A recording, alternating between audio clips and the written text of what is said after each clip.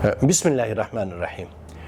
एक सवाल ये पूछा गया है कि अगर कोई आदमी 60,000 रुपया कर्ज दे और वापसी पे 70,000 रुपये का मुतालबा करे तो क्या ये मुतालबा करना दुरुस्त है? जवाब हाजिर खिदमत है।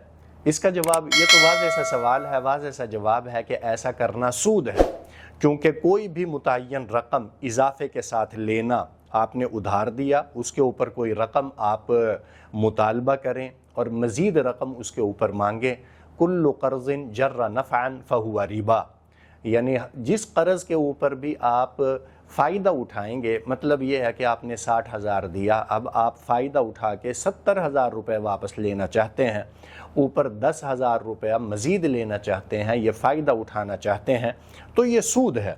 और सूद जो है वो ज़ाहिर है हराम है, इसलिए ऐसा करना दुरुस्त नहीं है।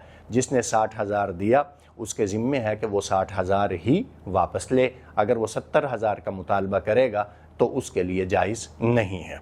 फतवा हाजिर खिदमत है। सूरतुल बक़रा की आया मुबारका का हवाला मौजूद है, फ़तहुल क़दीर का हवाला इसके अंदर मौजूद है, रद्दुल मुख्तार का हवाला मौजूद है, बदाइउस सनाए का हवाला इसके अंदर मौजूद है। फतवा मुलाहज़ा फरमाएँ। अस्सलामु अलैकुम।